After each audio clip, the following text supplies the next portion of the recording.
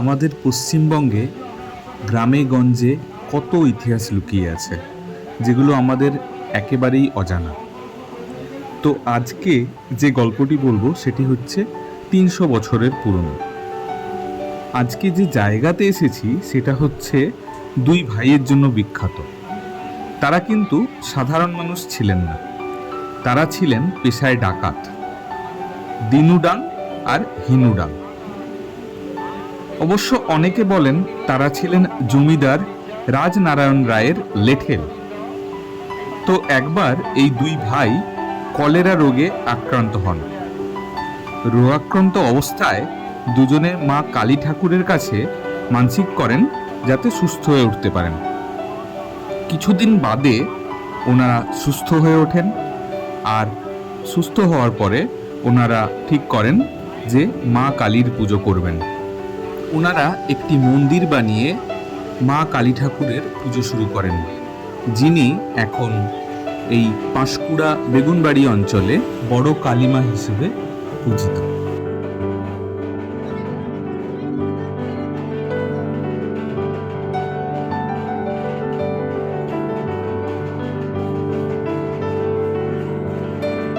প্রতি বছর জ্যৈষ্ঠ মাসের অমাবস্যাতে এই পুজোটা শুরু হয় এবং চলে প্রায় 24 দিন। মানে একেবারে আষাঢ় মাসে এসে এখানে বিসর্জন হয়।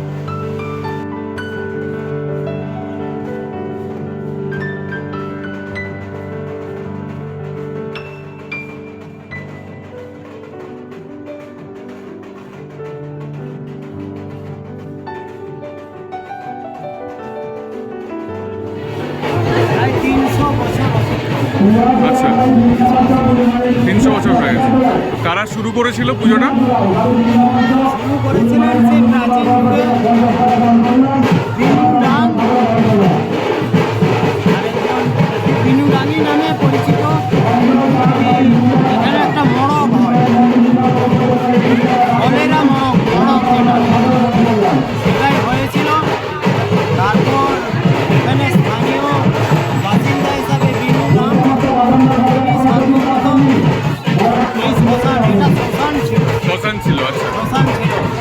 তিনি মাটির তৈরি একটি শ্মশান কালী তৈরি করে তিনি প্রথম পুজোটা আরম্ভ করেন। রূপাই দোলাই এবং ভকতি দোলাই, হ্যাঁ, তার ছেলেরা আছেন, আচ্ছা, তার ছেলেরা আছেন, তারা কত হয়ে গেছে, তার ছেলেরা আছেন।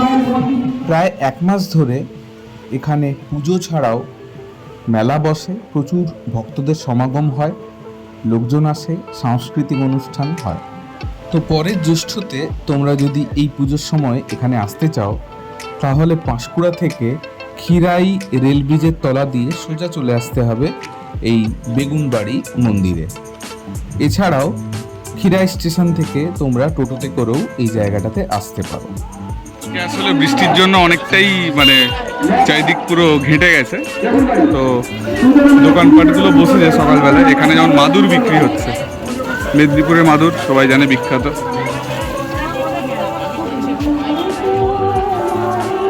ঠিক এই পাশে রয়েছে বোটিং এর ব্যবস্থা।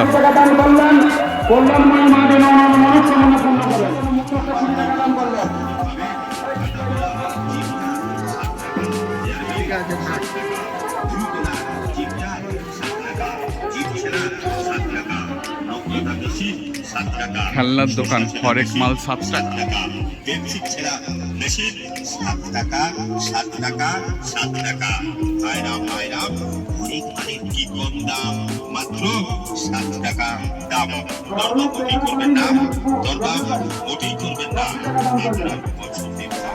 বড় কালীমার মন্দিরে পুজো দেওয়া হলো, তারপর এখন আমরা যাচ্ছি মেজো কালীমার দর্শন করতে। খুব সুন্দর গাছপালা ঘেরা একটা জায়গা। এই মন্দিরটা এখনো কনস্ট্রাকশন চলছে, মানে এখনো কমপ্লিট হয়নি। তবে এটা কিন্তু ওই দক্ষিণেশ্বরের কালী মন্দিরের আদলে তৈরি নয়। এই মন্দিরটা একটু অন্যরকম ডিজাইন।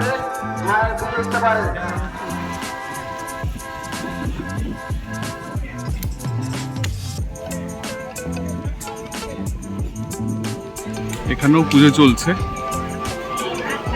মোটামুটি মূর্তিগুলো একই টাইপেরই দেখতে, হ্যাঁ পুজো চলছে।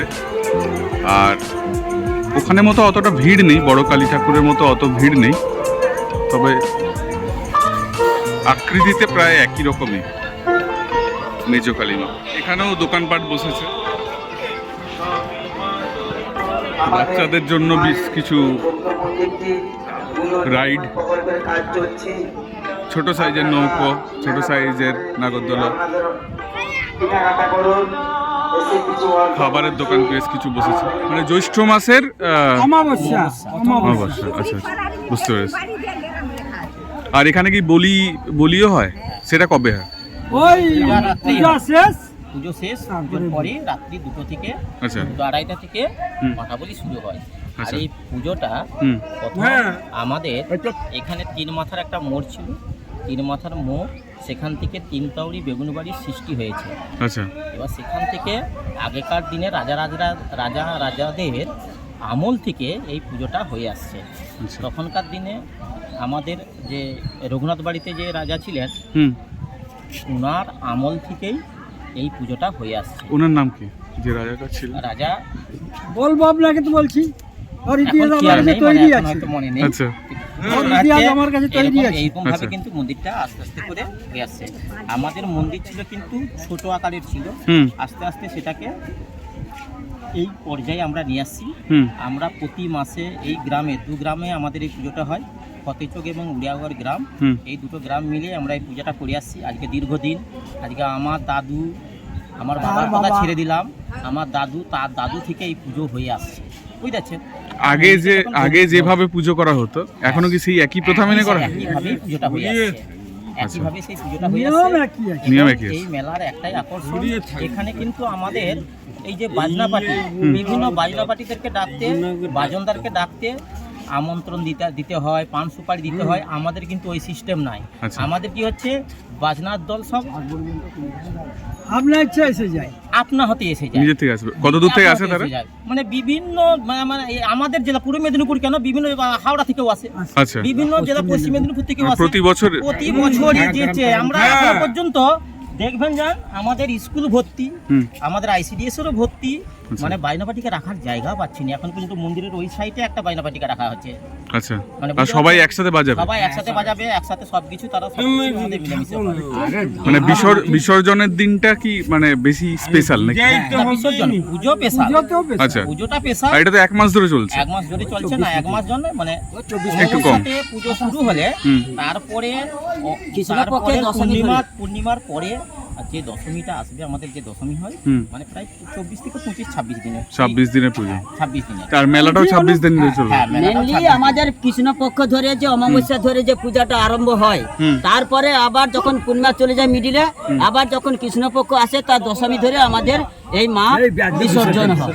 আচ্ছা। এই তার মধ্যে যত দিন সময় হয় সেটাকে আমরা 22 দিনও হতে পারে এবং কি সেটা 24 দিনও হতে পারে। তিথিতে পূজা হয়, তিথিতেই শেষ হয়ে যায়। বন্ধুরা, তোমরা পুরো বিষয়টি শুনলে, আশা করি তোমাদের ভালো লেগেছে।